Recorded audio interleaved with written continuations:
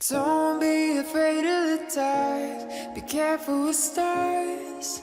Not every light is gonna guide you, baby. Don't let it rain on your spark. Je tiens tout d'abord, comme vient de le faire Monsieur le Chancelier, à exprimer une nouvelle fois ma solidarité pleine et entière avec Israël. J'ai eu l'occasion, après l'échange que nous avions eu samedi, de m'entretenir à nouveau avec le Premier ministre Netanyahou ce matin. L'Allemagne et la France se tiennent en effet ensemble aux côtés du peuple israélien dans ce moment tragique. La lutte contre le terrorisme est une cause commune que nous continuerons de porter avec Israël et tous nos alliés et partenaires internationaux. Rien ne la justifie, rien ne l'explique. Nous aurons l'occasion en effet, plus tard aujourd'hui, de nous entretenir avec, entre autres, le président des États-Unis d'Amérique et le Premier ministre du Royaume-Uni pour continuer d'avancer de concert sur cette situation dramatique et les...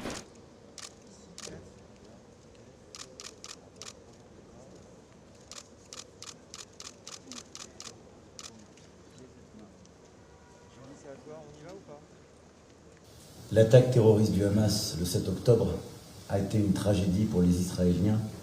Elle est aussi une catastrophe pour les Palestiniens. Je veux aussi rappeler ici l'épreuve que vivent les otages à Gaza.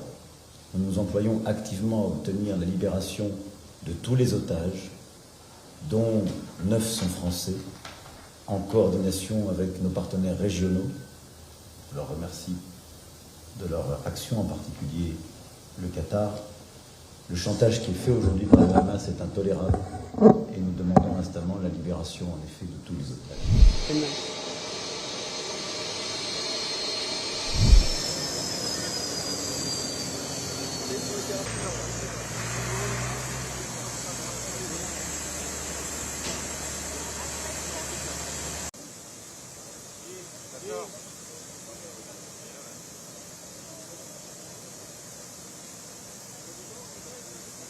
Tous. Je pense que c'est l'intérêt d'Israël, de sa sécurité, celle aussi de plusieurs de vos voisins menacés par ces mêmes groupes ou des groupes voisins.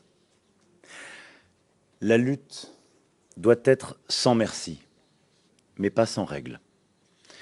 Car nous sommes des démocraties qui luttons contre des terroristes. Des démocraties, donc, qui respectent le droit de la guerre et assurent l'accès humanitaire. Des démocraties qui ne prennent pas pour cible les civils, ni à Gaza, ni nulle part. Le respect des populations impose, en l'occurrence, de permettre l'accès de l'aide, de rétablir, et nous en avons longuement parlé très en détail, de rétablir l'électricité pour les hôpitaux, pour les malades et les blessés, sans que cette électricité puisse être utilisée pour faire la guerre. Et nous allons bâtir des coopérations très concrètes sur ce sujet dans les tout prochains jours. Nous sommes prêts à apporter une aide concrète à toutes les populations, comme nous l'avons fait ces dernières années, ces derniers mois, mais avec des solutions très pratiques et concrètes que nous avons discutées durant cet entretien. Prêts aussi à le faire en nous engageant avec les principaux voisins pour bâtir ces solutions. Cette lutte, nous devons aussi la conduire en veillant à éviter l'embrasement de toute la région. Je mets ici en garde le Hezbollah, le régime iranien, les Houthis au Yémen et l'ensemble des factions qui, dans la région, menacent Israël, de ne pas prendre le risque inconsidéré d'ouvrir de nouveaux fronts. Ce serait ouvrir la porte à une conflagration régionale dont chacun sortirait perdant. C'est une nécessité pour tous les peuples de la région. Faisons tout pour ne pas ajouter des larmes aux larmes et du sang au sang. Plus près d'ici, je souhaite aussi appeler l'attention de chacun sur les actes de quelques-uns à l'égard de civils palestiniens dont la violence menace de propager le feu à la Cisjordanie aussi.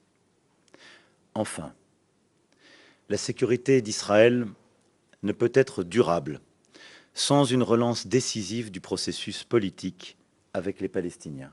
Nous l'avons aussi longuement évoqué. Le Hamas, je l'ai rappelé, est un groupe terroriste. C'est pourquoi il ne porte pas la cause palestinienne.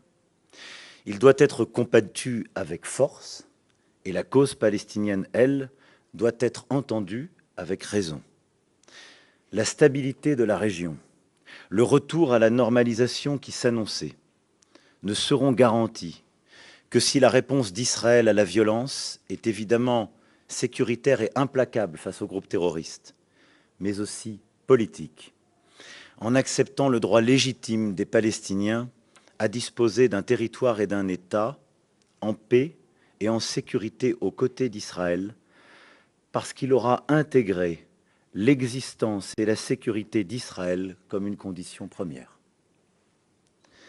La sécurité d'Israël, la lutte commune contre le terrorisme, le respect du droit humanitaire, l'ouverture d'un horizon politique, tous ces éléments sont indissociables. Il faut agir ici et maintenant, en nous battant face au terrorisme et en offrant un espoir. Encore une fois, Monsieur le Premier ministre, merci de votre accueil. Merci pour votre temps, pour cet engagement face au terrorisme. Et dans les prochaines heures, nous continuerons d'avancer ensemble. Nous avons défini une liste d'actions. J'aurai l'occasion de me rendre à Ramallah en fin de journée. Je serai demain avec plusieurs dirigeants de la région pour aussi très concrètement avancer sur l'agenda que nous nous sommes donné. Thank you, Emmanuel. Since you mentioned the regional aspects, let me say a word about that.